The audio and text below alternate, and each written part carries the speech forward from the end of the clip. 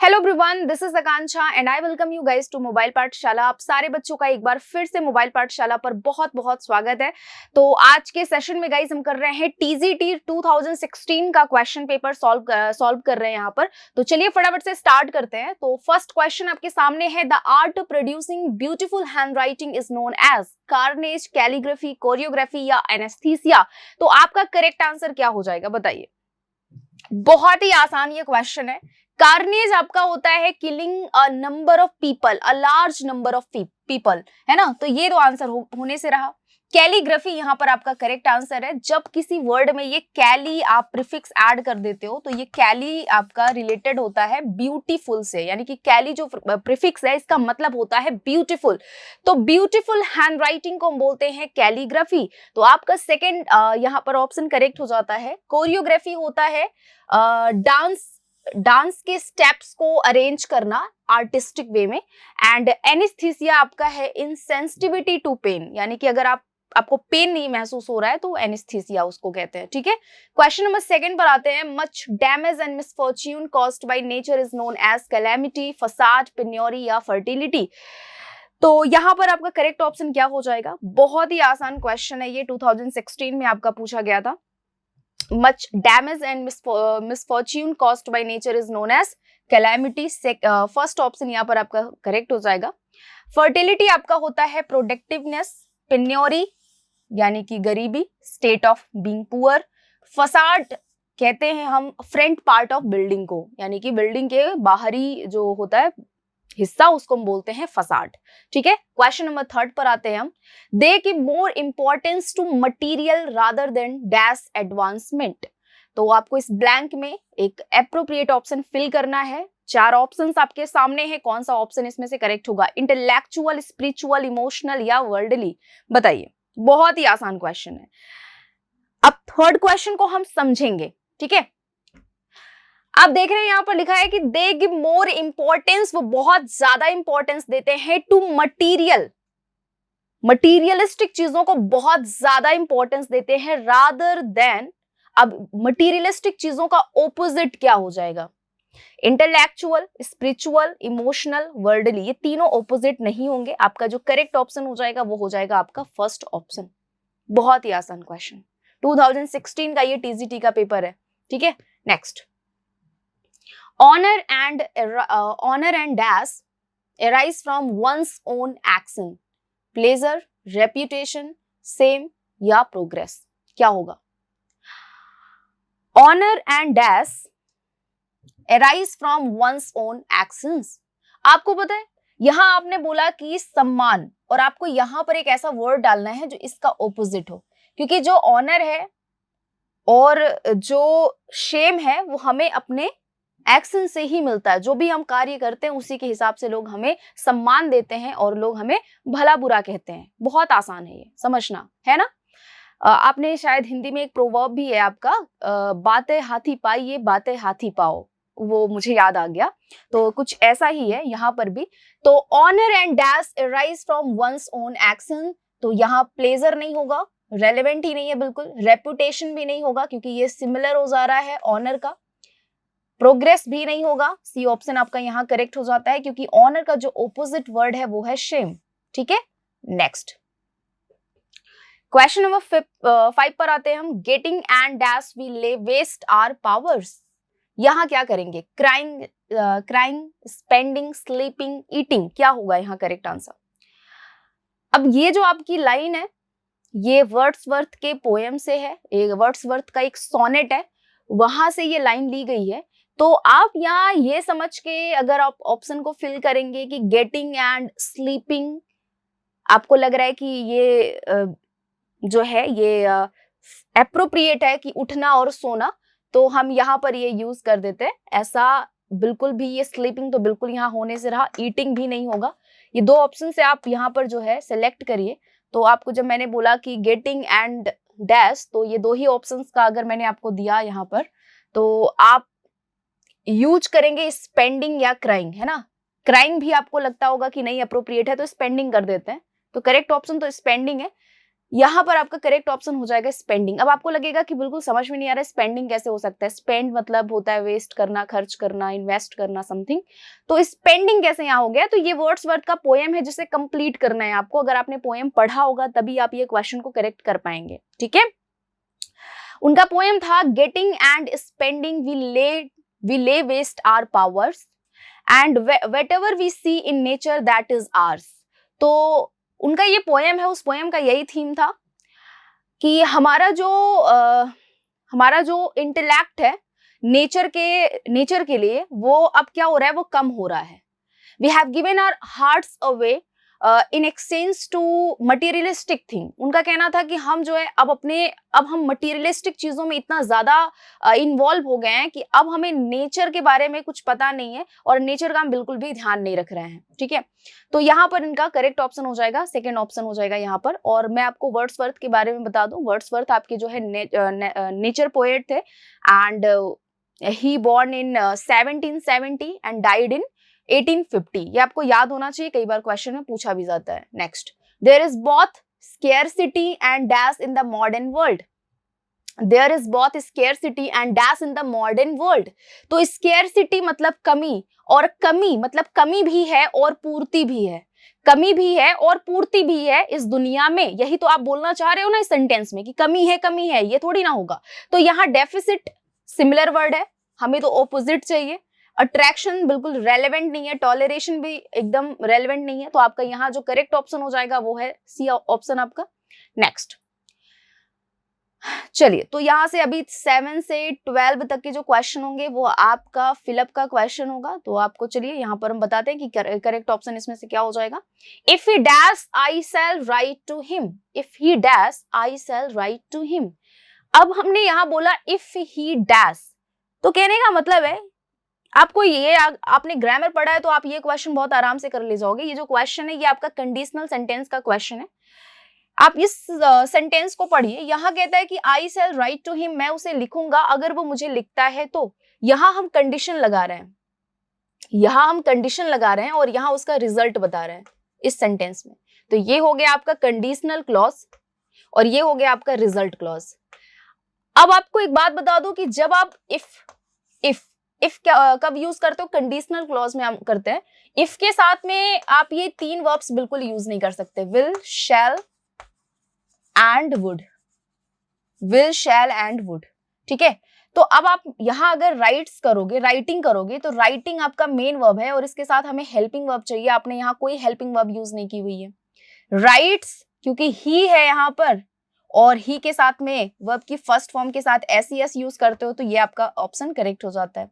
आप रोट नहीं कर सकते, रोट आपका पास्ट फॉर्म का वर्ब है, सेकेंड फॉर्म ये है आपका। यहाँ आपने फ्यूचर की बात की तो आप इस फर्स्ट क्लॉज में यानी कंडीशनल क्लॉज में पास्ट की बात नहीं कर सकते, तो ये सी ऑप्शन भी गलत गया। और डी ऑप्शन आपका प्लूरल वर्ब है, वर्ब की फर्स्ट फॉर्म है, प्लूरल फॉर्म है ये, तो इसको बिल्कुल यूज नहीं कर सकते। तो आपका करेक्ट ऑप्शन हो जाएगा सेकेंड, ठीक है। Next, the child was dash blind, the child was dash blind. तो यहाँ देखो, यहाँ बर्थ नहीं होगा क्योंकि बर्थ आपका क्या है, नाउन है। यहाँ बॉर्न हो जाएगा आपका सेकेंड ऑप्शन। ये जो बॉर्न है आपका ये बियर का है सेकेंड फॉर्म, थर्ड फॉर्म, ठीक है। तो ये बिल्कुल नहीं करेक्ट होगा। यहाँ पर अगर पैदा होने की बात हो रही है तो सेकेंड ऑप्शन हो जाएगा, बॉर्न हो जाएगा, ठीक है। और बॉर्न है क्या, वर्ब है। बर्थ क्या है, नाउन है। लेकिन हमें यहाँ नाउन की नहीं, हमें यहाँ वर्ब की नीड है, तो हम यहाँ सेकेंड ऑप्शन को सेलेक्ट करेंगे। Next, I will introduce you dash my boss this week on to या फॉर। क्या होना चाहिए correct option, I will introduce dash my boss this week. तो आपको ये देखो, यहाँ ये प्रेपोजिशंस हैं और प्रेपोजिशन नो डाउट बहुत इंपॉर्टेंट है, बहुत इंपॉर्टेंट है। आई टोल्ड यू कि मैंने आपको जब वो सिलेबस वाला मैंने सेशन किया था तो उसमें मैंने आपको बताया था कि आपका प्रेपोजिशन सबसे इंपॉर्टेंट है, क्योंकि कुछ ऐसे प्रेपोजिशंस होते हैं जिनके साथ में कुछ ऐसे वर्ड्स होते हैं जिनके साथ में फिक्स प्रेपोजिशन आती है, तो वो आपको जरूर पढ़ना है ना। कुछ ऐसे वर्ड्स होते हैं जिनके साथ में कोई प्रेपोजिशन ही नहीं आती है, और कुछ ऐसे फ्रेजल वर्ब होते हैं जिनके साथ में फिक्स प्रेपोजिशन होता है, जो कंबाइंड होते हैं, वो आपको पढ़ना है।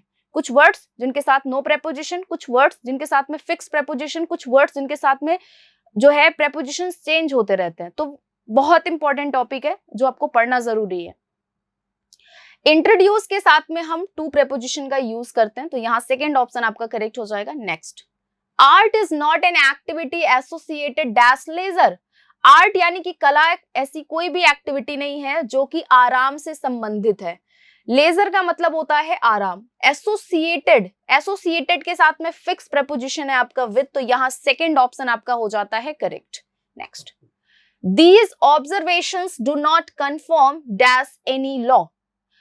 These observations do not confirm, अब ये जो कन्फर्म आपका वर्ड है, वर्ब है, इसके साथ में प्रेपोजिशन फिक्स है टू, तो आपका सी ऑप्शन यहाँ पर करेक्ट हो जाता है। तो कुछ चीजें आपको पढ़नी है जो कि नीड है, जिसकी आपकी जिसकी नीड है आपके एग्जाम में, तो वो आपको जरूर पढ़नी है। The river flows dash the bridge on above to under, क्या होना चाहिए? अब देखो ऑन तो हम लगाएंगे नहीं क्योंकि ऊपर से तो ब्रिज के रिवर फ्लो नहीं होगा, एबव भी नहीं होगा, टू भी नहीं होगा, एक ही ऑप्शन करेक्ट है आपका डी। तो ये बहुत ही आसान क्वेश्चन जो टीजीटी के 2016 के एग्जाम में पूछा था आपसे।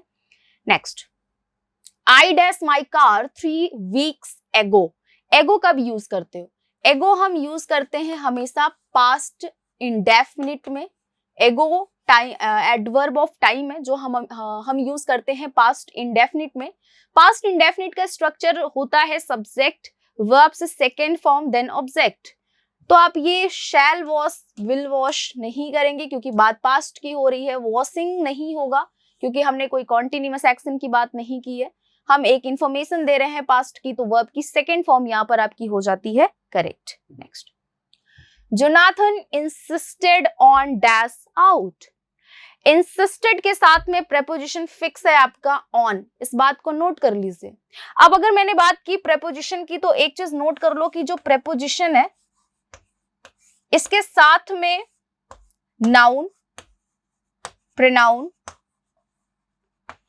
और अगर आपको वर्ब यूज करनी है तो वो आईएनजी फॉर्म में आएगी, यानी कि प्रेपोजिशन के साथ में नाउन, प्रोनाउन और वर्ब के आईएनजी फॉर्म का आना कंपलसरी है। ठीक है, प्रेपोजिशन के साथ में ये 3 पार्ट्स ऑफ स्पीच आपको यूज करना है, नाउन, प्रोनाउन और वर्ब की आईएनजी फॉर्म। अब यहां आपको ध्यान में ये रखना है कि ये जो वर्ब की आईएनजी फॉर्म आप प्रेपोजिशन के बाद में यूज करते हो, ये एक्चुअल में वर्ब नहीं होता है, ये आपका बन जाता है वर्बल नाउन। ठीक है, ये आपका बन जाता है वर्बल नाउन। अब प्रेपोजिशन के साथ में अगर आप तीनों में से कोई भी वर्ड यूज कर रहे हो तो वो प्रेपोजिशन का बन जाएगा ऑब्जेक्ट, और ऑब्जेक्ट जब भी आता है सेंटेंस में तो आप अपना वर्ब ऑब्जेक्ट के अकॉर्डिंग नहीं पुट करते हो, ये बात तो आपको मालूम है। बस आप इतना ध्यान में रखो कि प्रेपोजिशन के साथ में ये 3 वर्ड्स आने जरूरी है, नाउन, प्रोनाउन या फिर वर्ब की आईएनजी फॉर्म। तो हमने देखा ऑन है यहाँ पर, और ऑन के बाद यहाँ ऑप्शंस में दिया हुआ है गो, गोइंग और गॉन, हैविंग गॉन, तो ये तो बिल्कुल नहीं होगा। अब आपने देखा कि मैंने अभी बोला कि अगर आपको वर्ब यूज करनी है प्रेपोजिशन के बाद तो वो हमेशा आईएनजी फॉर्म में होगा, तो सेकंड ऑप्शन यहाँ पर आपका करेक्ट हो जाता है। He was prevented from dash in the class. Prevented का मतलब होता है स्टॉप करना, तो prevented के साथ में फिक्स प्रेपोजिशन है आपका from, तो आपका from, चलो यहाँ from आपने यूज कर दिया। अब from क्या है? प्रेपोजिशन है, तो प्रेपोजिशन के बाद जो वर्ब आएगी वो किस फॉर्म में होगी? बिल्कुल सही बताया आपने, आईएनजी फॉर्म में होगी, तो सेकेंड ऑप्शन यहाँ पर आपका हो जाता है करेक्ट, स्मोकिंग। ठीक है, चलिए बहुत बढ़िया। Next, you better dash his permission, seeking, seek to have sought. You better seek, seek की जगह पर आप ask भी कर सकते हैं, कोई दिक्कत नहीं है। अगर यहाँ पर ask होता तो बेहतर होता। सेकेंड ऑप्शन आपका यहाँ पर हो जाएगा correct. Next, she was seen dash the house, enter, entered, having entered या फिर entering, क्या होगा करेक्ट ऑप्शन? तो देखो यहाँ कहा गया है कि she was seen, उसे देखा गया, dash in the house, उसे देखा गया। अब उसे देखा गया कुछ कार्य करते हुए, है ना, एक्शन जो था वो कंटिन्यूअस था, तो एंटर नहीं होगा, एंटर्ड नहीं होगा, यहां आपका करेक्ट ऑप्शन हो जाएगा एंटरिंग, उसे देखा गया, घर में घुसते हुए देखा गया। ठीक है, D option. Next, dash the tigers is a dangerous sport, to be hunt, hunting, hunt of, having hunt, क्या होगा यहाँ? तो आपने देखा कि tigers is a dangerous sport. ठीक है, अब यहाँ देखो टू बी हंट नहीं होगा, क्योंकि हमें नाउन के प्लेस पर जो है, आपको ये बात पता है कि सब्जेक्ट के प्लेस पर नाउन या प्रोनाउन ही यूज करते हैं हम। सब्जेक्ट या ऑब्जेक्ट के प्लेस पर नाउन या फिर प्रोनाउन का यूज होता है। बट अगर सब्जेक्ट के प्लेस पर नाउन या प्रोनाउन नहीं है, कोई वर्ब दिया गया है, तो उस वर्ब को आपको आईएनजी फॉर्म में यूज करना होगा। अब आपको मैंने बोला कि जब आप वर्ब आईएनजी फॉर्म का, जब आप वर्ब्स की आईएनजी फॉर्म सब्जेक्ट और ऑब्जेक्ट के प्लेस पर यूज करते हैं ना, तो वो रियल में वर्ब नहीं रहता है। वो क्या होता है आपका, वो आपका बन जाता है वर्बल नाउन। वो आपका क्या बन जाता है, वर्बल नाउन बन जाता है। तो यहाँ आपको इस सब्जेक्ट के प्लेस पर वर्बल नाउन यूज करना है। हंटिंग आपका यहाँ पर हो जाएगा करेक्ट ऑप्शन। ठीक है, नेक्स्ट।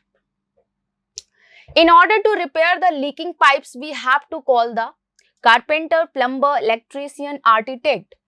तो अगर घर की पाइप को रिपेयर करना है तो कारपेंटर नहीं आएगा, बढ़ई नहीं आएगा, इलेक्ट्रीशियन नहीं आएगा, आर्किटेक्ट नहीं आएगा, क्या आएगा, प्लम्बर आएगा। ये बहुत ही आसान क्वेश्चन जो आपके एग्जाम में पूछा गया था। As I had hurt my eye had to go to dash. क्योंकि मैंने अपने आईज को हर्ट कर लिया है, तो हमें जाना चाहिए, कहाँ जाना चाहिए, आर्किटेक्ट के पास में, ऑक्यूलिस्ट के पास, कार्डियोलॉजिस्ट के पास या साइकेट्रिस्ट के पास।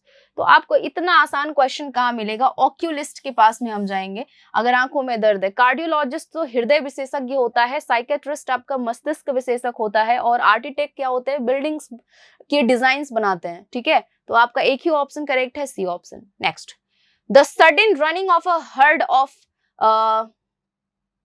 intended animals is stampede, aloof, fiesta, idealize। क्या होगा यहाँ करेक्ट ऑप्शन 21 का।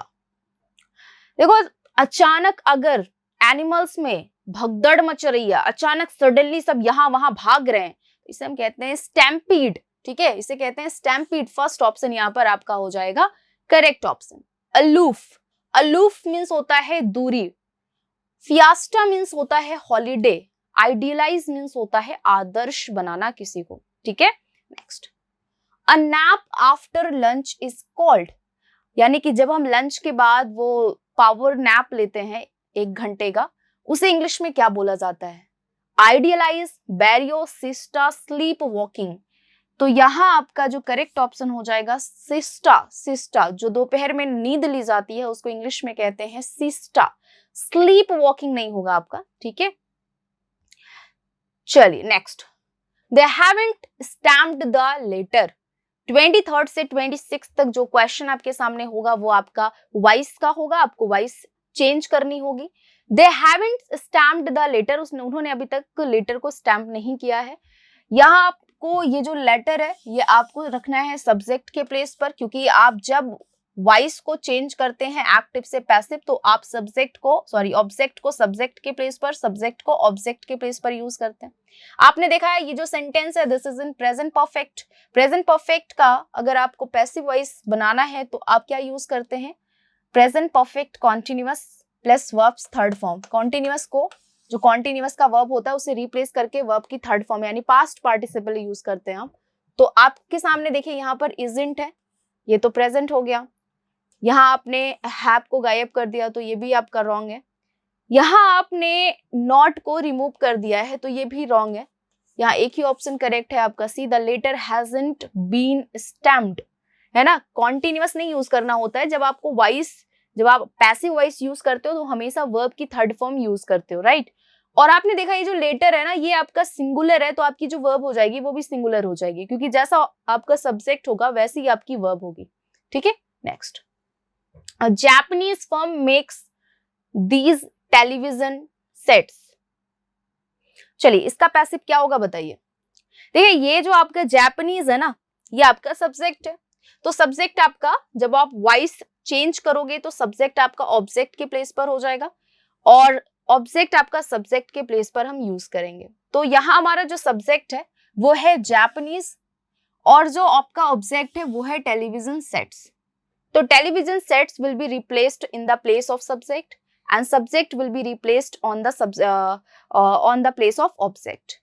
तो हमने देखा कि these television हमने यहाँ यूज किया, यहाँ केवल टेलीविजन है तो बिल्कुल नहीं होगा। these television sets, सेंटेंस एक बार देख लो। सेंटेंस आपका है प्रेजेंट इंडेफिनिट में, तो प्रेजेंट इंडेफिनिट की पैसिव वॉइस बनती है is am are plus verb की थर्ड फॉर्म यूज करके।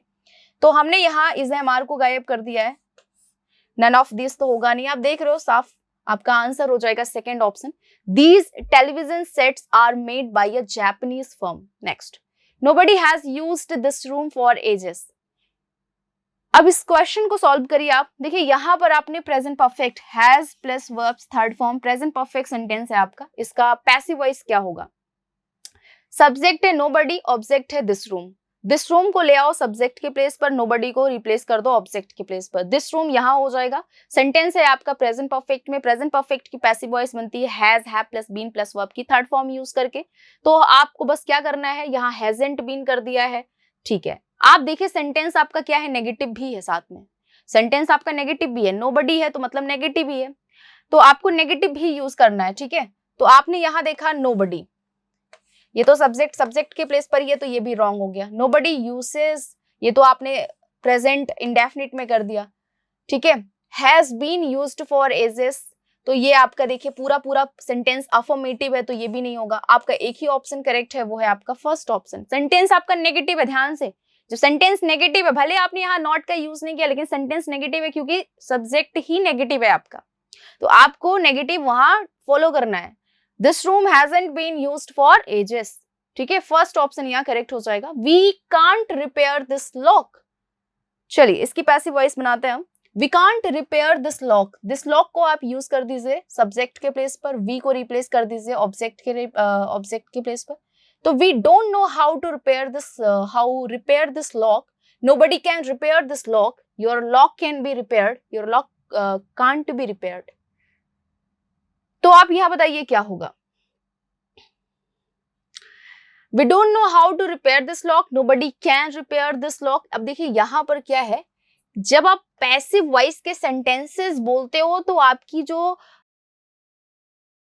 जो वर्ब होती है ना वो पास्ट पार्टिसिपल में होती है, तो ये तो बिल्कुल नहीं होगा, सेकंड ऑप्शन में नहीं होगा, ठीक है। Your lock can be repaired.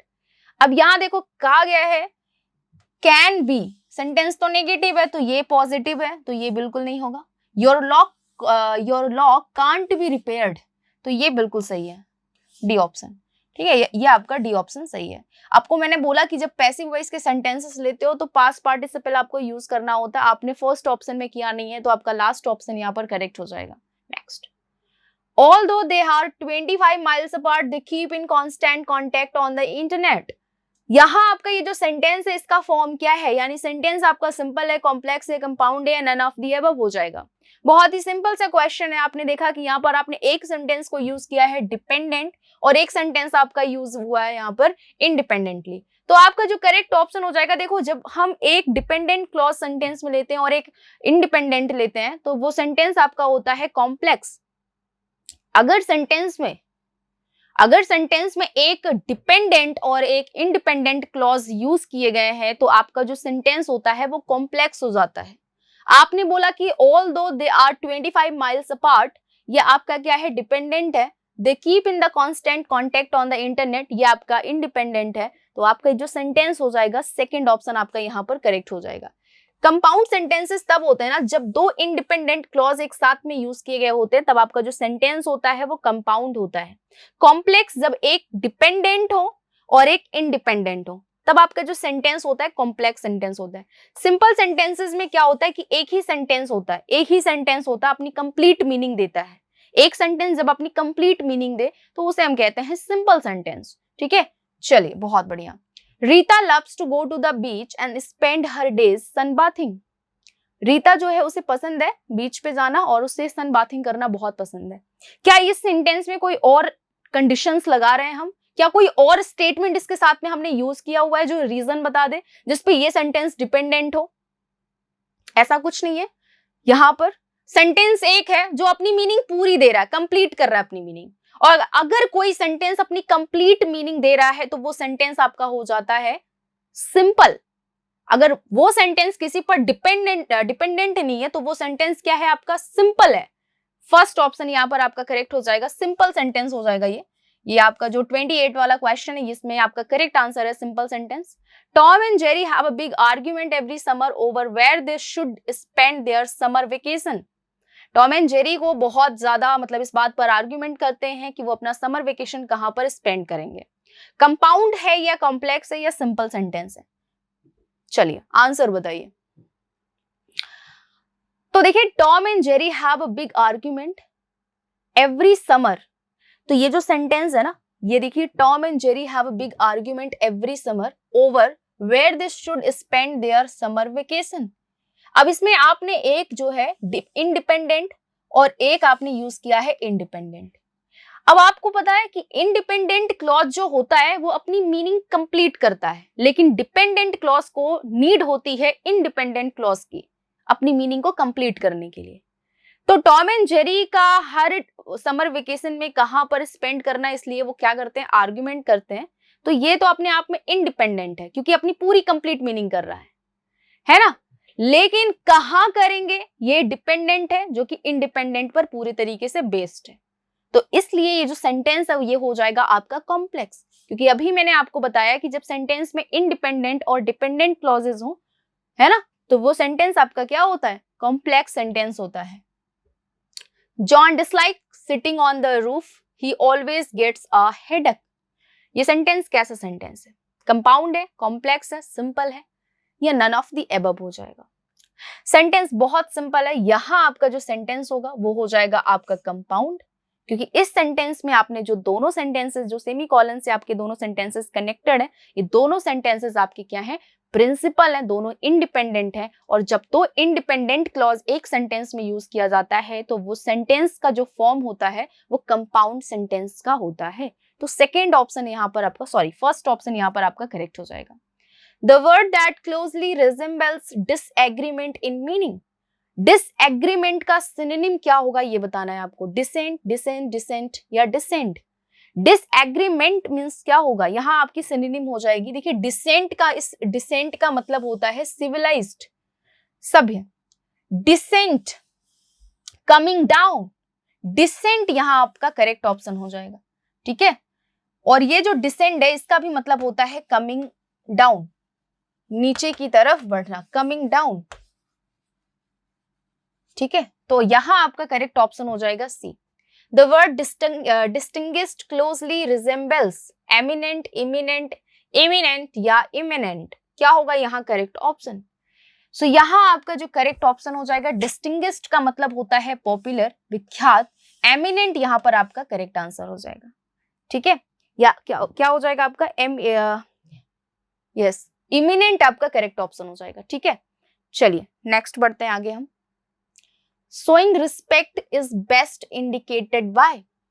अगर हम किसी को रिस्पेक्ट दे रहे हैं तो किस वर्ड से इसको हम जो है प्रॉपरली एक्सप्रेस कर पाएंगे, रिस्पेक्टेबल, रिस्पेक्टफुल, रिस्पेक्टिव या रिसेप्शन, किस वर्ड से इसे हम जो है सही से एप्रोप्रिएटली इसको एक्सप्रेस कर पाएंगे शोइंग रिस्पेक्ट को, तो आपका करेक्ट ऑप्शन हो जाएगा रिस्पेक्टेबल।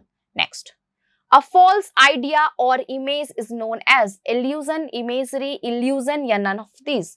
तो जो फॉल्स आइडिया होते हैं उनको हम बोलते हैं इल्यूजन, यानी कि भ्रम, है ना। भ्रम को इंग्लिश में बोला जाता है इल्यूजन। इमेजरी आप जानते हो, इमेजेस बनाना, और इल्यूजन मीन्स होता है उदाहरण देना, उल्लेख करना, ठीक है। Next, which is the correct spelling, address की करेक्ट स्पेलिंग क्या हो जाएगी, बहुत ही आसान है, और ये बच्चों जैसा क्वेश्चन आपकी टीजीटी 2016 के एग्जाम में पूछा गया था। नेक्स्ट, आपको इसमें बताना है कि कौन सा सेंटेंस आपका करेक्टली पंक्चुएटेड है। तो आपके सामने चार ऑप्शंस है, फटाफट से करते हैं।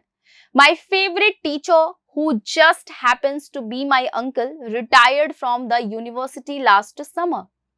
तो आपने देखा कि माय फेवरेट टीचर के बाद आपने कॉमा लगा दिया है, जो कि इनएप्रोप्रिएट है, क्योंकि आपने यहाँ रिलेटिव प्रोनाउन यूज किया है माय टीचर के लिए, तो कॉमा की कोई नीड ही नहीं थी, जो कि गलत हो जाएगा। चलिए फर्स्ट ऑप्शन आपका रॉन्ग है, मतलब आपने रिलेटिव प्रोनाउन के बाद आपने रिलेटिव प्रोनाउन यूज किया हुआ है, तो आपको कॉमा की कोई नीड ही नहीं थी। My favourite teacher who just happens to be my uncle retired from the university last summer, ठीक है।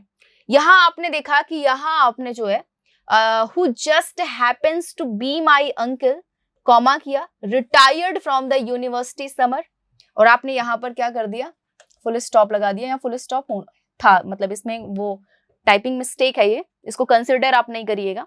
थर्ड ऑप्शन पर आते हैं, माय फेवरेट टीचर, यहां भी आपने कॉमा का यूज किया है, तो ये भी आपका रॉन्ग है, और आपने यहां कॉमा ही कॉमा लगा दिए हैं पूरा, तो ये भी आपका रॉन्ग है। तो आपका यहाँ करेक्ट ऑप्शन हो जाएगा second option. Next, okay, so same आपका यही क्वेश्चन है जो आपने पहले किया। Mary has offered to coach this team this year. However, the competition for this job is intense. क्या ये क्वेश्चन करेक्टली पंक्चुएटेड है? आपने देखा यहाँ Mary has offered to coach this team this year, यहाँ कॉमा का यूज किया हुआ है और उसके बाद however के बाद भी एक कॉमा का यूज किया जो कि एकदम एप्रोप्रिएट है, कोई दिक्कत नहीं है यहाँ, ठीक है। अच्छा, आपने सेम चीज रिपीट की हुई है सेकेंड ऑप्शन में भी, है ना, और थर्ड ऑप्शन में नहीं है, फोर्थ ऑप्शन में है, ठीक है। चलिए, तो इस क्वेश्चन में देखिए यहाँ है ना कि आपको करना क्या है, आपको, हाँ यहाँ देखिए इस क्वेश्चन में करना क्या है आपको, इस क्वेश्चन में आपको करना है कि आपने टीम दिस ईयर के बाद कॉमा का यूज करना है, बट हाउ एवर के बाद कॉमा का यूज नहीं करना है। तो आपने यहाँ भी यूज किया है, आपने यहाँ भी यूज किया है, आपने यहाँ भी यूज किया है, तो एक ही ऑप्शन आपका करेक्ट है और वो है आपका third option. Next, the dictionary meaning of a word is called annotation, connotation, denotation या digression। तो आपका जो करेक्ट ऑप्शन हो जाएगा, जो आपके डिक्शनरी के वर्ड होते हैं उनको हम बोलते हैं एनोटेशन, ठीक है। यहाँ फर्स्ट ऑप्शन आपका करेक्ट हो जाएगा। कैनोटेशन का मतलब होता है अंश, डिनोटेशन का मतलब होता है अर्थ और डिग्रेशन का मतलब होता है दबाना, ठीक है। Next, ellipsis refers to, ellipsis जो होते हैं वो किस चीज के बारे में होते हैं, क्या रेफर करते हैं? तो एलिप्सिस जो होते हैं, जब आप कोई भी सेंटेंस या कोई डायलॉग, कोई सॉन्ग जब आप लिखते हो तो आपके ये जो डॉट मार्क होते हैं ना, सेम ये डॉट वाले जो मार्क होते हैं, ये वाले जो मार्क होते हैं, इन्हीं को हम बोलते हैं एलिप्सिस। और हम ये यूज क्यों करते हैं, ऐसे वाले मार्क्स हम यूज क्यों करते हैं? इसलिए करते हैं क्योंकि हम बार बार चीजों को रिपीट नहीं करना चाहते हैं। जो हमने पहले बोला वही सेम अगर बात हम दूसरे अपने स्टेटमेंट में बोल रहे हैं तो उसको नहीं रिपीट करना चाहते हैं, इसलिए हम ये एलिप्सिस का यूज करते हैं। तो एलिप्सिस होते हैं आपके ओमिशन ऑफ वर्ड्स, ठीक है। यहाँ फर्स्ट ऑप्शन आपका करेक्ट हो जाएगा। Using softer sound words to avoid bluntness, अगर हम बहुत अच्छे से स्वीटली बोल रहे हैं, है ना, तो इसे इंग्लिश में क्या कहते हैं? इसे इंग्लिश में हम कहते हैं यूफेमिज्म। यहाँ फर्स्ट ऑप्शन करेक्ट हो जाएगा। यूफेमिज्म होता है कि बहुत भद्दी सी बद्दी बात है बट आप उसको बहुत ही स्वीटली बोल रहे हो, उसे कहते हैं इंग्लिश में हम यूफेमिज्म, ठीक है। ये आपका वर्ड गलत है। एसोनेंस क्या होता है? एसोनेंस होता है आपका, अगर कहीं किसी सेंटेंस में वोवेल साउंड बार बार रिपीट हो रहा है तो इसे इंग्लिश में हम कहते हैं एसोनेंस। एसोनेंस होती क्या है? एसोनेंस होती है फिगर ऑफ स्पीच, ठीक है। रेजोनेंस क्या होता है? रेजोनेंस होता है आपका बारी, ठीक है। चलिए नेक्स्ट, ओके, सो आते हैं क्वेश्चन पर। हम 41 क्वेश्चन आपका आ गया यहाँ पर। The 7 line stanza used by medieval poets is known as terza, rima, rhyme royal, tetrameter या इंटरनल राइम। तो आपका जो करेक्ट ऑप्शन हो जाएगा वो हो जाएगा आपका second option, rhyme royal. Rhyme royal जो है ये आपका यूज किया जाता है, इसमें 7 लाइन होते हैं जिसका राइम स्कीम होता है ABBACC, ठीक है। इसका राइम स्कीम क्या है? ABBACC। और सबसे पहले इसको यूज किया था जॉफ्रे चौसर ने 14th सेंचुरी में, ठीक है। Next, elegies and sonnets are two types of. जो एलिजी और सोनेट्स होते हैं ये आपके क्या होते हैं? इनका जॉनर क्या होता है? एसे, फिक्शन, बायोग्राफी या पोएम? तो एलिजी और सोनेट्स क्या होते हैं? आपके पोएम होते हैं। एलिजी आपका जो होता है इसको हम बोलते हैं शोक गीत, लामेंटेशन सॉन्ग, ठीक है। जो मतलब हम तब इसको लिखते हैं जब हमें कुछ दुख की बात लिखनी होती है तब, ठीक है। Next, in literature, point of view refers to who the main character is, when and where the story takes place, who is telling the story, the obstacle the main character must overcome। यहां आपका correct option क्या है? तो in literature जो point of view होता है that is refers to the obstacle the main character must overcome. यहां D option आपका हो जाएगा करेक्ट। चलिए next, in fiction the author's overall main ideas or most important message is called plot, conflict, setting या theme। तो आपका जो fiction stories में जो ओवरऑल आइडिया होते हैं, इंपॉर्टेंट जो मैसेजेस होते हैं उनको हम बोलते हैं थीम, ठीक है। Next, Repetition of the same or a similar consonant sound at the beginning of the words is called. अभी मैंने आपको बोला कि अगर आपके सेम साउंड हो रहे हैं, अगर आपका सेम वोवेल साउंड रिपीट हो रहा है, तो इसे हम इंग्लिश में ये फिगर ऑफ स्पीच है। अगर किसी लाइन में वोवेल साउंड रिपीट हो रहा है तो आपकी फिगर ऑफ स्पीच होती है एसोनेंस। बट अगर कहीं कॉन्सोनेंट साउंड रिपीट हो रहा है तो आपकी फिगर ऑफ स्पीच हो जाती है एलिट्रेशन हो जाती है। ठीक है, एलिट्रेशन जिसको हिंदी में हम बोलते हैं अनुप्रास अलंकार। सिमली क्या है? सिमली आपको समझ में आया ना कि कॉन्सोनेंट साउंड अगर बार बार रिपीट हो रहा है तो इसे इंग्लिश में कहते हैं, यानी कि जो फिगर ऑफ स्पीच होता है उसे कहते हैं एलिट्रेशन। अगर आपका वोवेल साउंड रिपीट हो रहा है तो फिगर ऑफ स्पीच हो जाती है एसोनेंस। सिमली होता है कि दो डिफरेंट ऑब्जेक्ट में, अगर आप दो डिफरेंट ऑब्जेक्ट में एज और लाइक से कंपेयर कर रहे हो तो आपकी फिगर ऑफ स्पीच हो जाती है सिमली, यानी कि she is like a princess.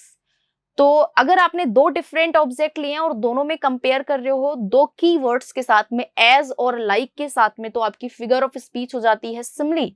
But अगर आपने दो डिफरेंट ऑब्जेक्ट में कोई कंपेयर ही नहीं किया, दो डिफरेंट ऑब्जेक्ट को सीधा एक बोल दिया, आपकी फिगर ऑफ स्पीच हो जाती है metaphor.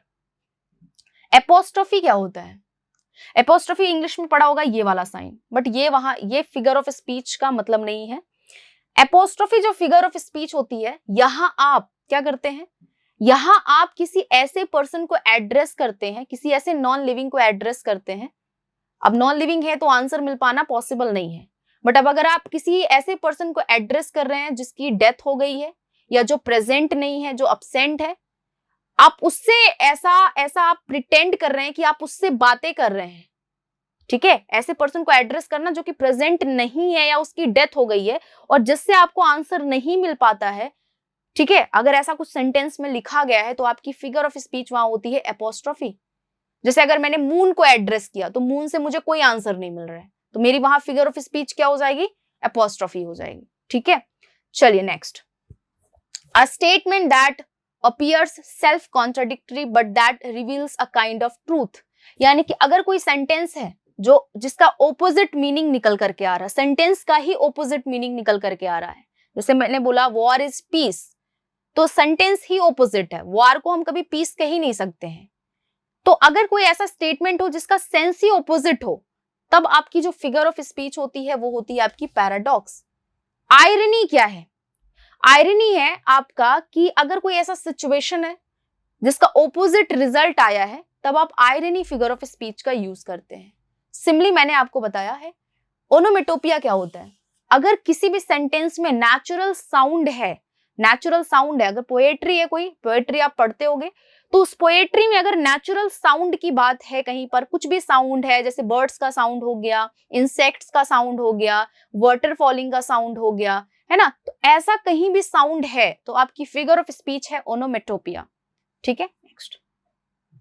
A story that ends with a happy resolution, यहां ध्यान से देखिएगा कि अगर कोई स्टोरी या कोई ड्रामा है जो एंड हो रहा है हैप्पी रेजोल्यूशन के साथ में, ऑफ कॉन्फ्लिक्ट्स, यानी कि पहले तो काफी कॉन्फ्लिक्ट हुआ लेकिन जो एंडिंग हुई वो आपकी हैप्पी हुई है। द मेन कैरेक्टर और कैरेक्टर्स, मतलब जो हैप्पी एंडिंग होती है, जितने भी उसमें कैरेक्टर्स होते हैं उन सभी की शुरुआत में थोड़ा कॉन्फ्लिक्ट होता है, एंडिंग जो होती है वो हैप्पी होती है।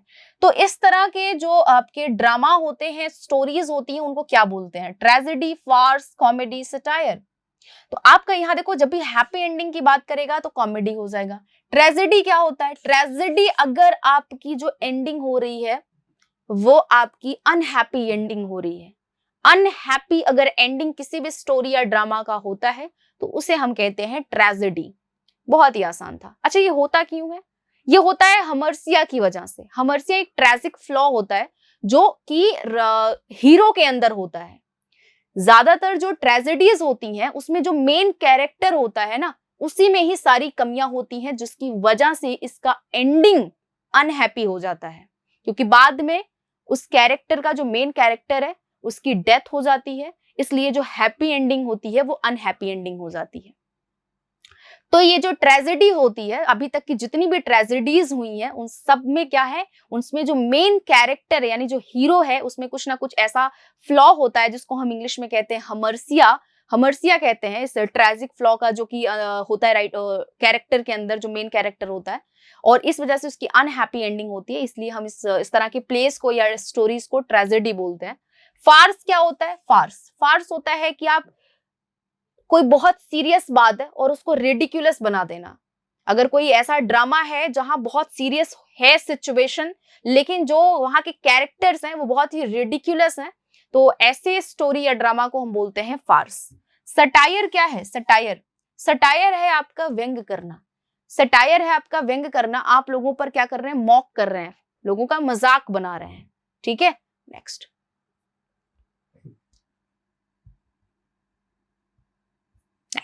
The statement, if I told you once, I have told you a million times. Dash is an example of. अगर मैंने आपको एक बार बोला, इसका मतलब मैंने आपको मिलियन टाइम्स बोला। ये आपकी स्टेटमेंट है, आपको बस इतना आइडेंटिफाई करना है कि यहाँ आपकी फिगर ऑफ स्पीच क्या है। तो अंडर स्टेटमेंट है, हाइपरबोल है, टोन है, सटायर है। अंडर स्टेटमेंट तब होता है कि जब इतनी इंपॉर्टेंट, बहुत इंपॉर्टेंट बात है और आप उसको एकदम ट्राइवियल मैनर में आप उसको रिप्रेजेंट कर रहे हो, तब आपका वहां फिगर ऑफ स्पीच होता है अंडर स्टेटमेंट। यहां आपने हाइपरबोल यूज किया हुआ है, आप बहुत बड़ी इंपॉर्टेंट बात है और उसे आप बहुत छोटे तरीके से रिप्रेजेंट कर रहे हो, तो आपकी फिगर ऑफ स्पीच हो जाएगी हाइपरबोल। सॉरी, बहुत ही छोटी बात है और उसको हाइपर करके बोल रहे हो, तो आपकी फिगर ऑफ स्पीच हो जाती है हाइपरबोल। ठीक है। So a poem consisting of 4 lines और 4 lines of a poem that can be considered as a unit, यानी कि 4 लाइन का जो पोम होता है उसे इंग्लिश में क्या कहते हैं? तो आपका करेक्ट आंसर हो जाएगा क्वेट्रेन। जो 2 लाइन की होती है उसे कहते हैं कपलेट, जो 3 लाइन की होती है उसे कहते हैं टर्सेट, और जो 5 लाइन की, क्योंकि 4 लाइन को तो हम बोलते हैं क्या है? क्वेट्रेन बोलते हैं, और जो 5 लाइन की पोम होती है उसे कहते हैं हम क्वेंटेन। क्या बोलते हैं? क्वेंटेन। तो कई बार एग्जाम में पूछा गया, आपका यहाँ करेक्ट ऑप्शन हो जाएगा सी। ठीक है, next. Father of our country and the great emancipator are example of an analogy, epithet, allegory या foil. So father of our country and the great emancipator are examples of. देखिए यहाँ आपका जो correct option हो जाएगा, यहाँ आपका correct option हो जाएगा एपिथेट। एपिथेट होता क्या है? एपिथेट होता है आपका एडजेक्टिव। जब आप अपने कैरेक्टर को डिफाइन कर रहे हो 2-3 वर्ड्स के साथ में, तो आपकी फिगर ऑफ स्पीच हो जाती है एपिथेट। तो आपका यहाँ पर करेक्ट ऑप्शन है बी। ठीक है। एनोलॉजी क्या होता है? एनोलॉजी होता है आपका फिलॉसफी होता है, एनोलॉजी होता है आपका रीजनिंग होता है। ठीक है। नेक्स्ट आपका एलिगरी। एलिगरी क्या होता है? ऐसा कोई स्टेटमेंट जो कि जिसकी हिडन मीनिंग हो। क्या हो? हिडन मीनिंग हो, तो आपकी फिगर ऑफ स्पीच होती है allegory. Next. A type of comedy in which ridiculous and often stereotyped characters are involved in silly, far-fetched situations, ठीक है, situations मतलब ऐसा कोई एक स्टोरी हो या ड्रामा हो जहां पर जो कैरेक्टर्स हो काफी ज्यादा क्या हो? रिडिक्यूलस हो, तो उस स्टोरी को क्या बोलते हैं? उस ड्रामा को क्या बोलते हैं? तो आपका करेक्ट ऑप्शन हो जाएगा यहाँ फार्स। पैरेबल क्या होता है और फेबल क्या होता है? जो पैरेबल है इसी को हम फेबल बोलते हैं, और फेबल होता है मोरल स्टोरीज जो होती हैं, जो डेडिकेटेड होती हैं बच्चों के लिए, उस स्टोरी को बोलते हैं हम फेबल। तो करेक्ट ऑप्शन यहाँ पर वैसे तो आपका फर्स्ट ऑप्शन है, पैरेबल और फेबल एक ही है ना, मोरल स्टोरीज को बोलते हैं। The use of language to evoke a picture और a concrete sensation of a person और अ थिंग, अ प्लेस और an experience is known as symbol, imagery, aphorism या फिर सिमली। तो आपका जो करेक्ट ऑप्शन हो जाएगा वो हो जाएगा आपका इमेजरी। यानी कि अगर आप क्या कर रहे हैं, अगर आप सिंबल्स के थ्रू किसी चीज को कन्वे कर रहे हैं, तो आपकी फिगर ऑफ स्पीच वहां पर हो जाती है इमेजरी। ठीक है, next. A statement that says less than what is meant, यानी अगर कोई एक ऐसा स्टेटमेंट हो जो कि बहुत इंपॉर्टेंट बात को बहुत छोटे तरीके से एक्सप्रेस कर रहा हो, तो ऐसे स्टेटमेंट में जो फिगर ऑफ स्पीच होती है वो होती है आपकी अंडर स्टेटमेंट। एम्बिग्यूटी क्या होता है? एम्बिग्यूटी होता है आपका अनडिसाइडेड होना, मतलब आप जो है डबल मीनिंग बातें करना। ठीक है। ऑक्सीमोरॉन क्या होता है? 2 डिफरेंट वर्ड सब एक साथ में यूज किए जाते हैं, तब आपकी फिगर ऑफ स्पीच होती है ऑक्सीमोरॉन। लाइटोटे क्या होता है? लाइटोटे होता है आप किसी भी स्टेटमेंट को आयरनिकली अगर एक्सप्रेस कर रहे हैं, तो आपकी फिगर ऑफ स्पीच होती है लाइटोटे। ठीक है। जैसे the weather is not the best weather today, तो आपको कहना क्या है कि वेदर अच्छा नहीं है, तो आपको बेस्ट वर्ड ही यूज नहीं करना है, क्योंकि बेस्ट जो है वो आपका पॉजिटिव है। तो अगर आप किसी चीज को आयरनिकली एक्सप्रेस कर रहे हैं, तो आपकी फिगर ऑफ स्पीच वहां हो जाती है लाइटोटे।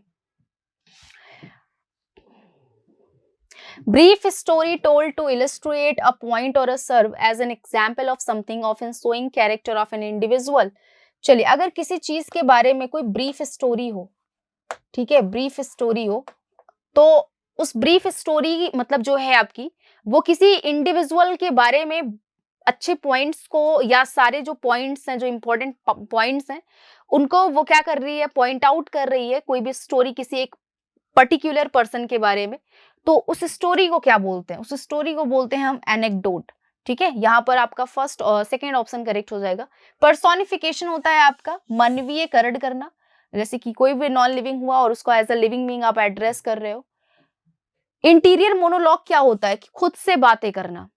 असाइड भी होता है कि ऐसा जब ड्रामा आप देखो तो जो आपका कैरेक्टर, कुछ कैरेक्टर्स होते हैं जो खुद से बातें करते हैं, जो ऑडियंस केवल उनके एक्सप्रेशन से समझ पाती है, वो उनकी बातों को नहीं सुनती है। जैसे कभी कभी क्या होता है कि हम खुद से जब बातें करते हैं तो सामने वाला एक्सप्रेशन से समझ जाता है, लेकिन जो बातें हम कर रहे हैं वो खुद से कर रहे हैं, तो खुद से की गई बातों को हम असाइड बोलते हैं। एनेक्डोट यहाँ आपका करेक्ट ऑप्शन हो जाएगा।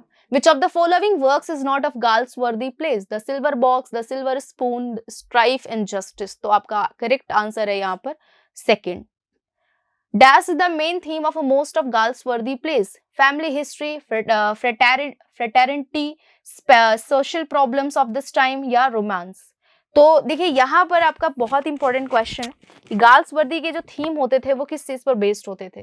फैमिली पर, फ्रेटर्निटी पर, या social problem of this time पर, या रोमांस पर। तो उनका सी ऑप्शन आपका करेक्ट हो जाएगा। गाल्सवर्दी जो है हमेशा वो प्रॉब्लम्स, सोशल प्रॉब्लम्स पर लिखते थे। John Galsworthy style is remarkable for, जो जॉन गाल्सवर्दी की स्टाइल होती थी वो किस चीज के लिए जानी जाती थी? तो यहाँ आपके सामने चार ऑप्शंस हैं। It's strength and elasticity, it's powerful sweep brilliant illustrations, it's deep psychological analysis, या ऑल ऑफ द एबव। तो आपका करेक्ट आंसर हो जाएगा डी ऑप्शन। वो सारी चीजों के लिए जाने जाते थे और वो उनके ड्रामा में सारी चीजें होती थी, है ना। सोशल प्रॉब्लम्स भी होते थे, स्ट्रेंथ क्या है, क्या कमी है, क्या जो है वीकनेस है, क्या स्ट्रेंथ है, सब चीजों के बारे में वो लिखते थे। Next, which of the following does not belong to Galsworthy three trilogies? Galsworthy के फोरेस्टे सागा को 3 पार्ट्स में डिवाइड किया गया। गाल्सवर्दी के फोरेस्टे सागा को 3 पार्ट्स में डिवाइड किया गया, जिसमें आपका modern comedy, end of the chapter, ये दोनों है। फोरेस्टे सागा भी है। यहाँ पर आपका ये first option the man of property नहीं है, ठीक है। तो फर्स्ट ऑप्शन यहाँ पर आपका करेक्ट हो जाएगा। Which of the following writers did not win the Nobel prize for literature? तो आपका करेक्ट ऑप्शन यहाँ पर है जॉन गाल्सवर्दी, ठीक है। Next, John Galsworthy was born in the year 1873, 1867, 1865, 1890। तो आपका करेक्ट ऑप्शन हो जाएगा जॉन गाल्सवर्दी जो है वो 1867 में इनका जन्म हुआ था। 14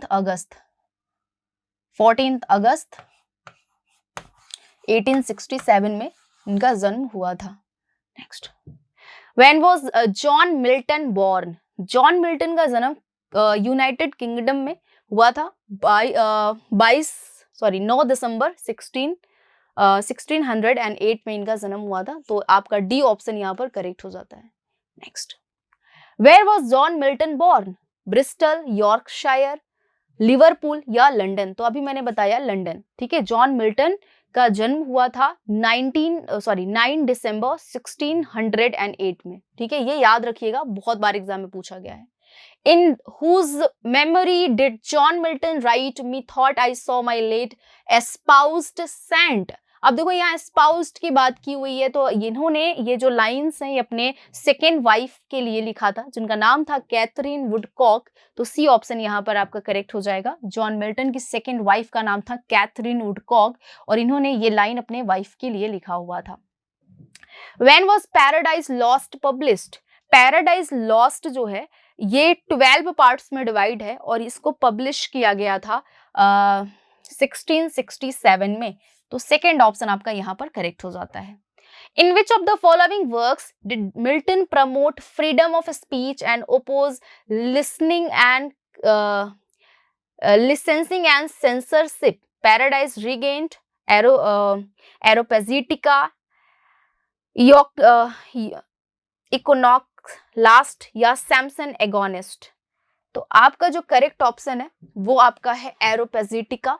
एरोपेजिटिका क्या है? मिल्टन की एक स्पीच है जहां पर इन्होंने क्या बोला था कि लोगों को खुल करके अपनी बातों को बोलना चाहिए जो भी उनके दिमाग में है, क्योंकि वही एक जो है लोगों के अस्तित्व को बरकरार रख पाता है। तो खुल करके स्पीच को इन्होंने जो है इन्होंने बोला कि एरोपेजिटिका में इन्होंने बोला कि लोगों को खुल करके बोलना चाहिए, है ना। तो यहाँ पर आपका सेकंड ऑप्शन हो जाएगा Areopagitica. Next, Paradise Lost comprises dash books. तो पैराडाइज लॉस्ट में जो है 12 बुक्स जो है कंप्राइज्ड है। यहाँ पर आपका 12 हो जाएगा answer. Next,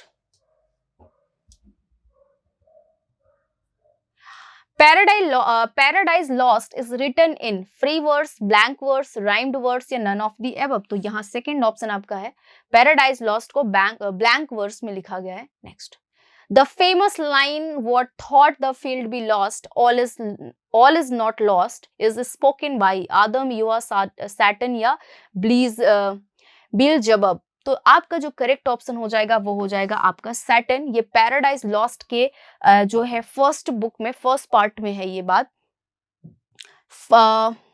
What thought the field be lost all is not lost is spoken by, यानी कि जब सैटर्न को जो है हार मिली देवताओं से तो इन्होंने तब भी अपने आप को ये तब भी हार नहीं माने और इन्होंने ये बोला कि देखो हम सब कुछ हार जाते हैं तब भी हम बहुत कुछ हमारे पास में होता है जहां से हम उठ करके खड़े हो सकते हैं। तो सैटर्न की ये लाइन है।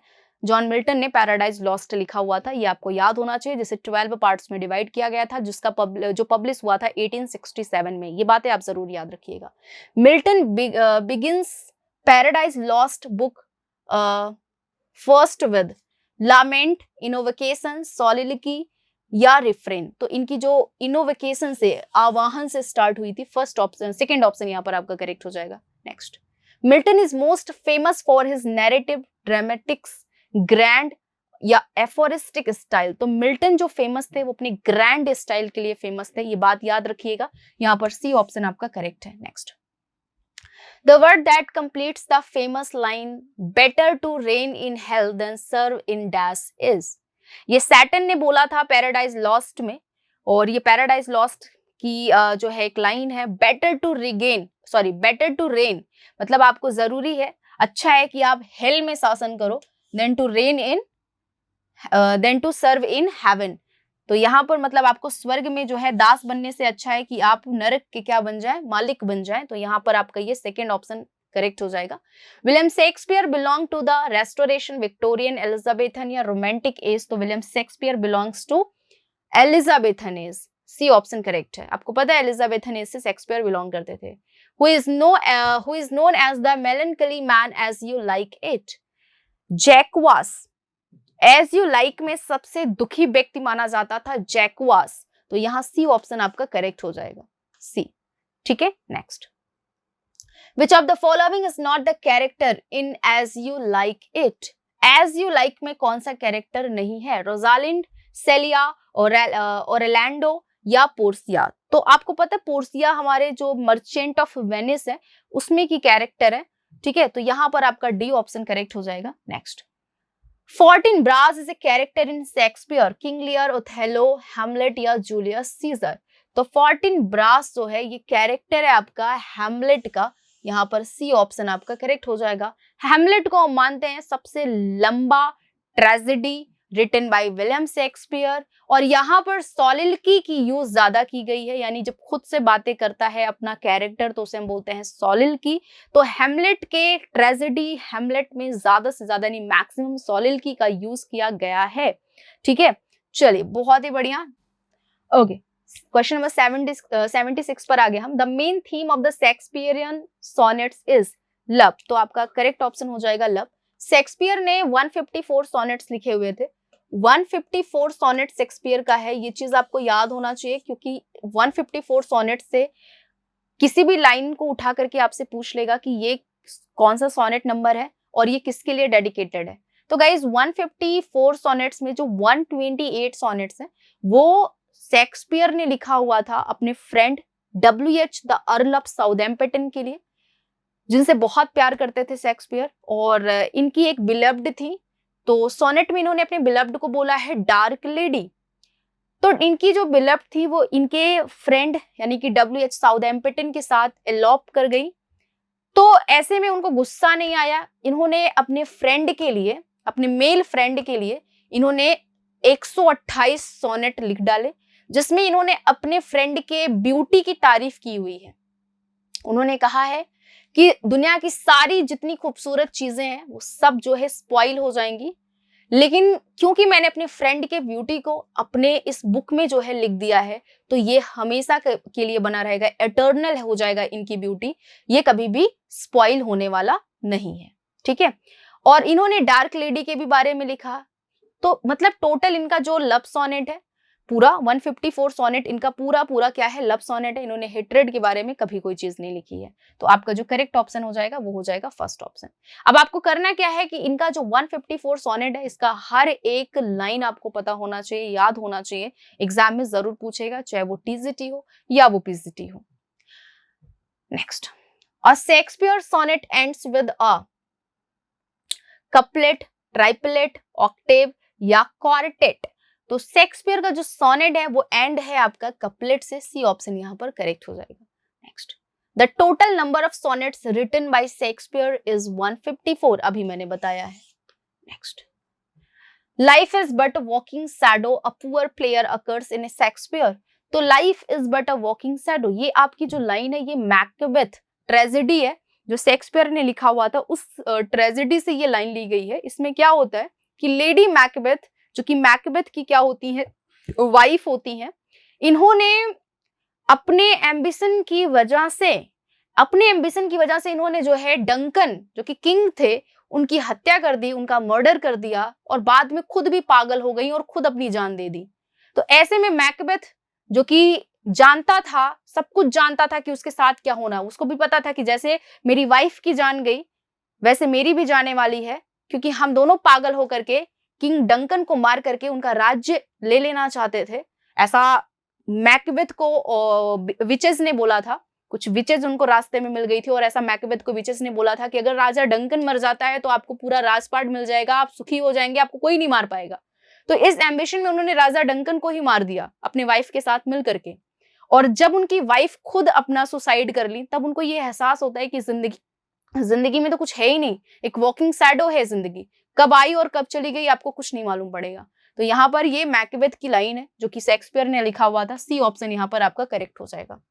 Next, in Galsworthy Justice the law is what it is, a majestic एफिडिस sheltering all of us, each stone of which rest on another has been set by judge। ये लाइंस जो है जज ने बोला था। D, by what age had Milton become totally blind? Milton किस अवस्था में, किस एज में मिल्टन जो है ब्लाइंड हो गए थे? तो आपका करेक्ट ऑप्शन हो जाएगा 44। 44 साल में मिल्टन ब्लाइंड हो गए थे, और उसके बाद उन्होंने लिखा था एक पोएम ऑन हिज ब्लाइंडनेस। ठीक है, next, a song of sorrow specially for the dead is called, यानी कि जो वो सॉरो वाले जो गाने होते हैं, जो लामेंटेशन सॉन्ग होता है उसे कहते हैं हम एलिजी। ठीक है, यहाँ पर सी ऑप्शन आपका करेक्ट हो जाएगा। Next, octave in a sonnet consist of, जो ऑक्टेव है सोनेट में उसे क्या कहते हैं, कितने लाइन की होती है? तो ऑक्टेव में होता है 8 लाइन, सेसेट में होता है 6 लाइन, और ये दोनों लाइंस जो हैं ये 8 और 6 मिलकर के कितना होता है? 14। तो जो आपका सोनेट है उसमें टोटल कितनी लाइंस होती है? उसमें 14 लाइन होती हैं। हर सोनेट आपका 14 लाइन का होता है, जो 2 पार्ट में डिवाइड होता है, ऑक्टेव एंड सेसेट। ऑक्टेव होता है 8 लाइन का, जिसका राइमिंग स्कीम होता है A B, B A, C D, D C. ठीक है, ये राइमिंग स्कीम है आपकी ऑक्टेव की। सेसेट की राइमिंग स्कीम होती है C D, D C, C D और डी सी। ठीक है, तो ऑक्टेव कितने लाइन का होता है? ऑक्टेव होता है आपका 8 लाइन का, 8 लाइन का होता है। ठीक है, next, which of the following phrase best characterizes the late 19th century aesthetic movement? तो आपका करेक्ट ऑप्शन हो जाएगा यहाँ पर आर्ट फॉर आर्ट्स सेक, यानी कि कला को कला से मिलाया जाए। तो डी ऑप्शन यहाँ पर हो जाएगा। और ये जो है 19th century, late 19th century का ये एस्थेटिक मूवमेंट था, लोग इस पर बहुत विचार करते थे, कंसिडर करते थे, और ज्यादा से ज्यादा जो पोम होते थे, है ना, वो इसी चीज के लिए लिखे जाते थे, आर्ट फॉर आर्ट सेक, यानी कि कला को कला से क्या किया जाए, कला को कला के लिए ही किया जाए। ठीक है, next, strophe, antistrophe and epode, a 3-part structure in classic ode, a Greek chorus, a medieval ballad, a Petrarchan sonnet। तो आपका करेक्ट ऑप्शन ये है यहाँ पर क्लासिक ऑड। ये जो स्ट्रोफी, एंटीस्ट्रोफी एंड एपोड जो आपके 3 पार्ट के स्ट्रक्चर है, ये आपकी क्लासिक ऑड से रिलेटेड है। Who said that in Paradise Lost book first Milton belongs to the devil party without knowing it? किसने मिल्टन के बारे में ये लाइंस बोली हैं कि Milton belongs to the devil's party without knowing it? Milton जो है पार्टी कर रहे हैं भूतों के साथ में और उनको पता भी नहीं है। जब पैराडाइज लॉस्ट इन्होंने ये फर्स्ट बुक अपनी रिलीज की तो ऐसा कमेंट करने वाले कौन थे? विलियम ब्लेक थे। तो यहाँ पर डी ऑप्शन करेक्ट हो जाएगा।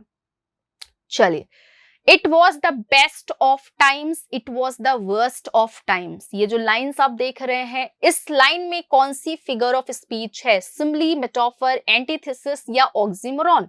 तो इस लाइन में क्योंकि आप देख रहे हैं best of times, worst of times, दो चीजें, दो ऑपोजिट अगर स्टेटमेंट एक साथ में यूज किए जाते हैं तो फिगर ऑफ स्पीच हो जाती है एंटीथेसिस। अगर दो डिफरेंट स्टेटमेंट में एज और लाइक के साथ कंपेयर करते हो तो आपकी फिगर ऑफ स्पीच है सिमिली। अगर दो डिफरेंट ऑब्जेक्ट को एक ही बोल देते हो तो आपकी फिगर ऑफ स्पीच है मेटाफर। और ऑक्सीमोरॉन होता है अगर दो डिफरेंट वर्ड्स एक साथ में यूज कर दिए हो, जैसे साइलेंस एंड स्क्रीम एक साथ में अगर यूज किया गया है तो आपकी फिगर ऑफ स्पीच होती है oxymoron. Love is an ideal thing, marriage is a real thing. Love को आइडियल बोला गया है और मैरिज को क्या बोला गया है? रियल बोला गया है। आप देख सकते हैं दो फिर ओपोजिट स्टेटमेंट आ गए हैं यहाँ सामने। तो अगर दो ओपोजिट स्टेटमेंट हैं तो फिगर ऑफ स्पीच होती है आपकी antithesis. Next, let's go to bed now. यहाँ बेड पर जाने से मतलब है सोना, है ना? बिल्कुल। तो ऑक्सीमोरॉन तो नहीं होगा, दो डिफरेंट वर्ड्स नहीं है। पन मतलब होता है मजाक करना। एक वर्ड है और कई मीनिंग्स जब उस वर्ड से एक्सप्रेस होती हैं सेंटेंस में तो वहां क्या होता है? वहां आपकी फिगर ऑफ स्पीच होती है पन। पर्सोनिफिकेशन भी नहीं है क्योंकि हम किसी नॉन लिविंग को एज अ लिविंग बीइंग यहाँ एड्रेस नहीं कर रहे हैं। आपकी फिगर ऑफ स्पीच है यहाँ मिटोनिमी, क्योंकि जब नाम के बदले कोई दूसरा नाम यूज करते हो आप तब आपकी फिगर ऑफ स्पीच होती है मिटोनिमी। बेड पर जाने से मतलब है सोना और सोना, बेड और सोना नाम के बदले दूसरा नाम यूज हुआ है तो यहाँ आपकी फिगर ऑफ स्पीच होती है मिटोनिमी।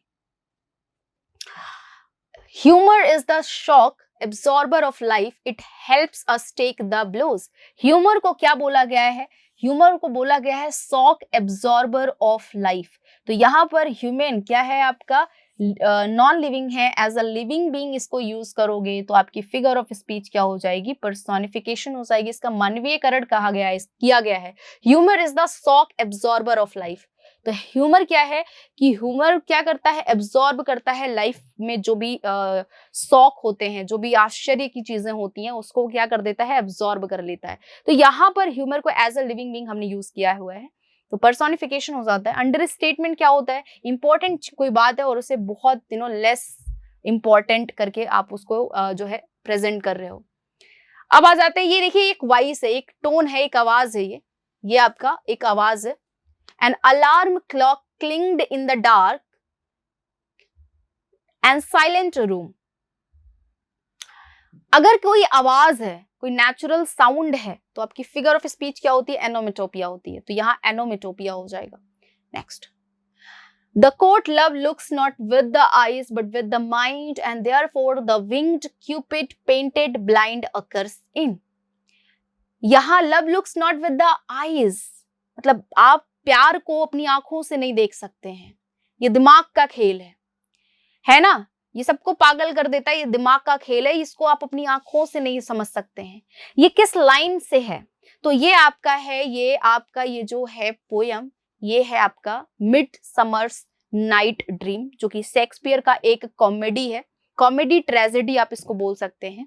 इसमें क्या है? इसमें 4 कैरेक्टर्स हैं जो बहुत इंपॉर्टेंट हैं, जो इसको थोड़ा सा कॉमेडी का भी एक टेस्ट दे देते हैं इस ट्रेजेडी में।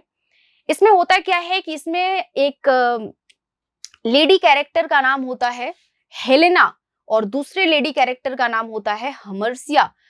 तो हमर्सिया को प्यार होता है लिजांडर से और हेलेना को प्यार होता है डेमेट्रियस से। लेकिन जो हमर्सिया के डैड हैं वो हमर्सिया की शादी कराना चाहते हैं डेमेट्रियस से, बट हमर्सिया को कौन पसंद है? लिजांडर पसंद है। तो ये चारों जो कैरेक्टर हैं इनको पता है कि कौन किससे प्रेम करता है और ये लोग एक दिन क्या करते हैं, भाग जाते हैं, क्योंकि इन दोनों को जो शादी है इन दोनों को अपने अपने प्रेम से शादी करना, अपने बिलव्ड से शादी करना था। तो ये भागते हैं तो वहां पर इनको एक किंग मिलते हैं और एक क्वीन मिलती है। क्वीन का नाम होता है हिप्पोलिटा। तो ये अपनी बातें उनके सामने रखती हैं कि प्यार कोई पहचान नहीं सकता है, प्यार दिमाग का खेल है ना। तो यहाँ पर ये जो लाइन्स है ये फर्स्ट आपकी मिडसमर्स नाइट ड्रीम से ली गई हैं। चलिए फर्स्ट ऑप्शन यहाँ पर करेक्ट हो जाएगा। The quote, the quality of mercy is not strained, it dropped as the gentle rain from haven.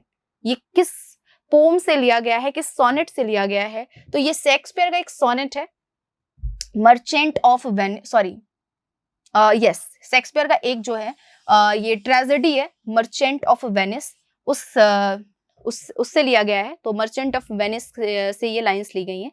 Next, frailty the name is women is taken from. Frailty ये आपका हैमलेट से रिलेटेड है। Hamlet जैसा कि मैंने बताया शेक्सपियर का सबसे लंबा ट्रेजेडी है।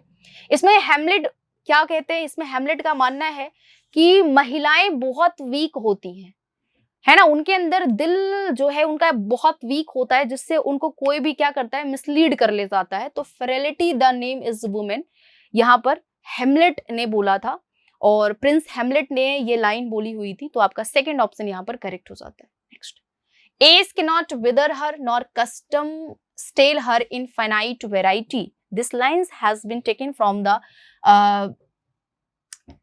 Shakespeare's drama Antony and Cleopatra.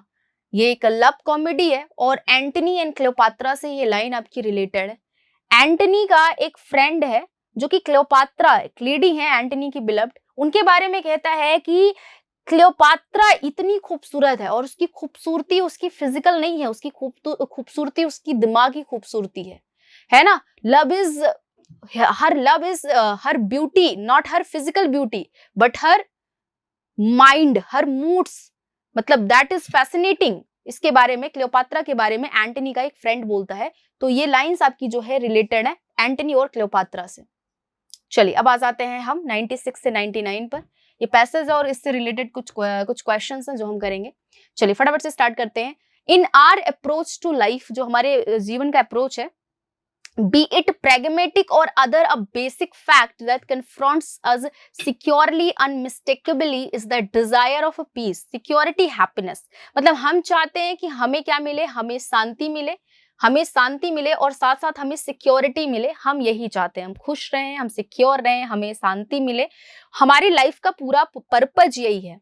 Different forms of life at different of existence make up teeming denizens of this of ours। मतलब जो अदर लोग हैं हमारे साथ में, डिफरेंट फॉर्म्स ऑफ लाइफ, मतलब जो डिफरेंट फॉर्म्स ऑफ लाइफ का मतलब होता है जो इंसेक्ट्स हैं, जो एनिमल्स हैं, जो ह्यूमन बींग्स हैं, सब यही सोचते हैं कि उनको जो लाइफ मिले वो सिक्योर हो, वो हैप्पी लाइफ हो, और वो क्या हो, वो आपकी सिक्योर हो, पीसफुल लाइफ हो। ठीक है। So forms of life at different of existence make up teeming denizens of this of ours. मतलब ये पूरे तरीके से ये जो मतलब रहने वाले जो लोग हैं, जो इनहैबिटेंट्स हैं, इस तरह के सोच से पूरी जो है ये दुनिया भरी हुई है। And no matter whether they belong to the higher group such as human beings और they I group such as animals.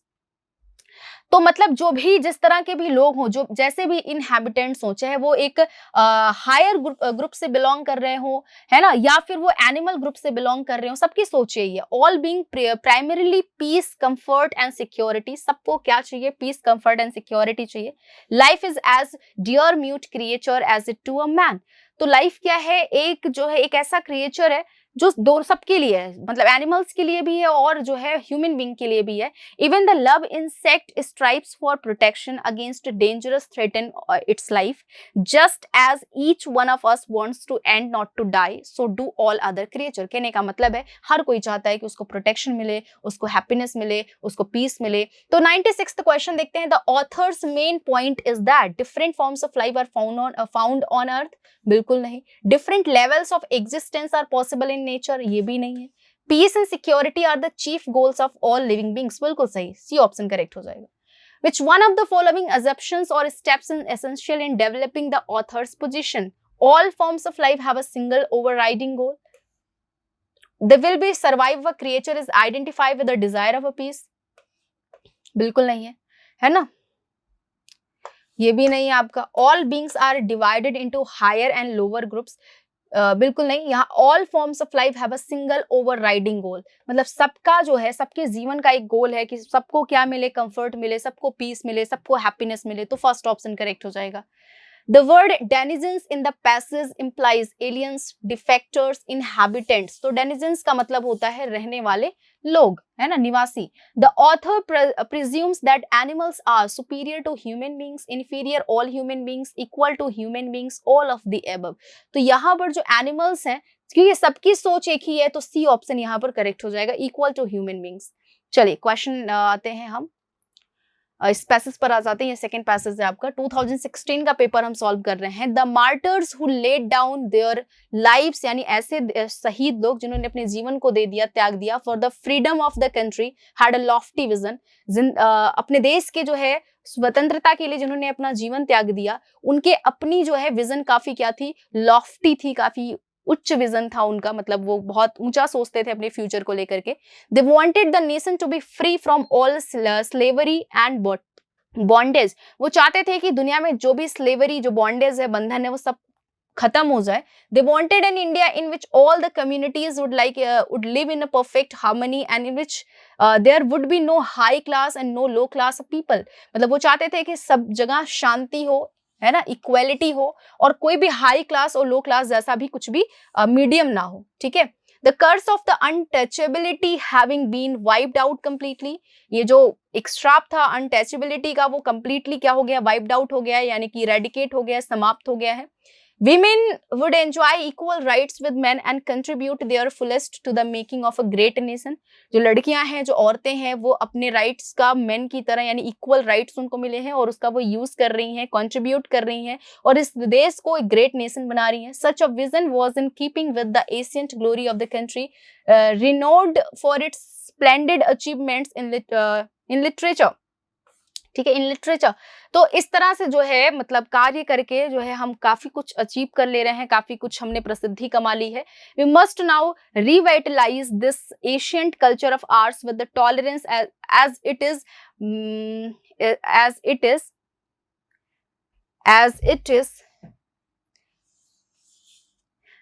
Is यहाँ हम एक वर्ड ले लेते हैं, क्योंकि ये वर्ड मिस टाइप है तो मुझे याद नहीं आ रहा है, इंपॉर्टेंट ही होगा यहाँ पर, ठीक है। इफ वी फॉरगेट और cease to take pride in our noble heritage, we shall have to face a severe indictment to the court of the history which is a ruthless जज and seldom spares the erring people. तो हमें अपना ये जो पुराना culture, इसे हमें थोड़ा सा मेंटेन करना है, हमें इसको रिवेटलाइज करना है, यानी कि इसको पुनर्जीवित करना है।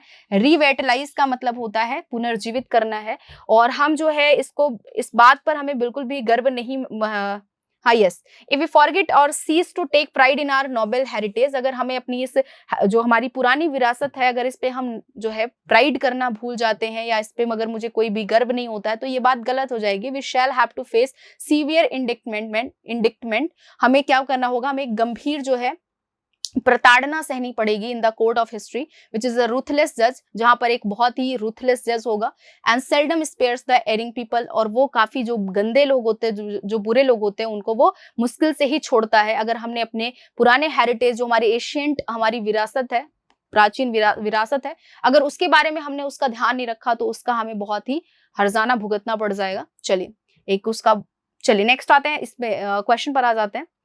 The martyrs who died for the freedom of India wanted the country to be the strongest nation in the world, the country to rule over the other nation. एक सेकेंड, हाँ, the people to give their antiquated customs, बिल्कुल ये भी नहीं है। The country to be free from slavery, other nation, the country to be the strongest nation in the world.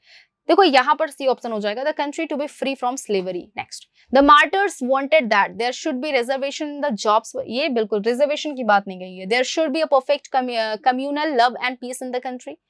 The old caste system should be retained in the future, the women should look after their families. तो ये तीनों options नहीं होंगे, ठीक है, यहाँ पर हाँ बी ऑप्शन आपका हो जाएगा, बी ऑप्शन आपका यहाँ पर करेक्ट हो जाएगा, क्योंकि यहाँ पर कम्युनल लव और पीस की बात की गई है, तो बी ऑप्शन करेक्ट है। ठीक है, next, we must strive with total commitment to defeat and overcome the enemies of the nation, revitalise our rich past and culture, तो सेकेंड ऑप्शन करेक्ट हो जाएगा। ठीक है, our freedom fighters envision that in free India there should be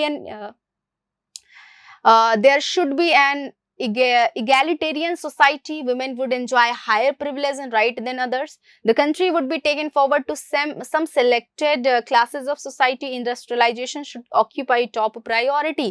तो यहाँ पर देखो क्या है कि हमने जो है हमारे फ्रीडम फाइटर्स ने क्या कुछ विजन उनके थे अपने देश के लिए, तो यहाँ पर आपका हो जाएगा there should be an equal यहाँ पर था, ये ईगल नहीं होगा, इक्वलिटेरियन सोसाइटी होना चाहिए था, तो फर्स्ट ऑप्शन हो जाएगा, फर्स्ट ऑप्शन करेक्ट हो जाएगा। इक्वलिटेरियन सोसाइटी के बारे में उन्होंने बात की हुई थी।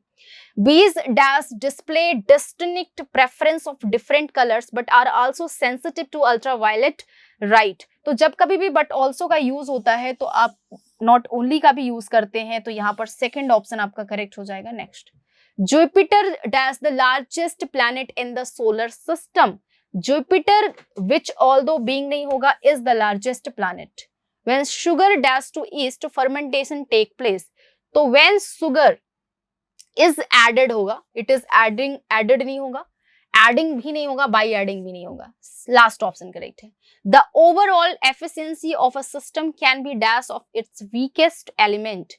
No greater than, less greater, nothing as great as, not the greater, तो यहां पर होगा the overall efficiency of a system, यानी किसी भी सिस्टम व्यवस्था की जो कुशलता होती है can be then of its weakest element, यानी कि that of its weakest element, तो यहां कहना है कि no greater than, मतलब वो जो है वो बड़ी नहीं होती है, किससे नहीं बड़ी होती है, उसके वीकेस्ट एलिमेंट से। ठीक है, तो यहां पर फर्स्ट ऑप्शन करेक्ट हो जाएगा। At agriculture stations many types of grass are grown dash various condition, तो डैश अंडर बहुत सारे कंडीशंस में ऐसे जो है कई देशों में ऐसे घास उगाते हैं, तो अंडर हो जाएगा, under various condition.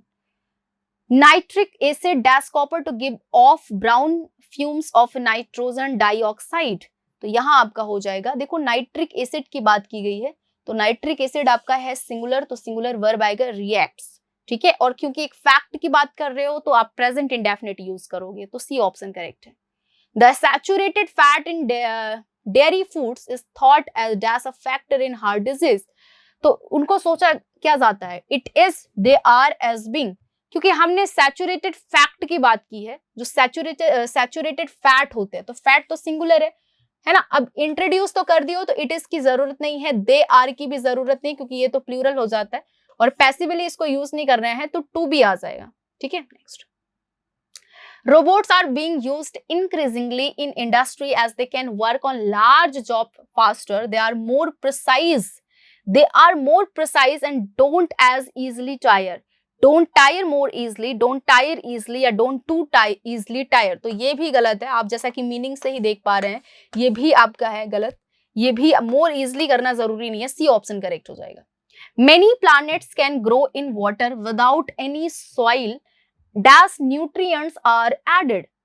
Many planets, कई पौधों को हम उगा सकते हैं बिना पानी में उग सकते हैं, विदाउट एनी सॉइल, बिना मिट्टी के, अगर जब तक उनको न्यूट्रिएंट्स मिलते रहें, ठीक है, पानी में, तो एज लॉन्ग एज का मतलब होता है जब तक। ठीक है, next, management dash as the organisation and coordination of an enterprise, management can be defined होगा या डिफाइनेबल होगा, इट इज डिफाइंड होगा या टू बी डिफाइंड होगा, बहुत सिंपल है, can be defined, D option यहाँ पर आपका करेक्ट है।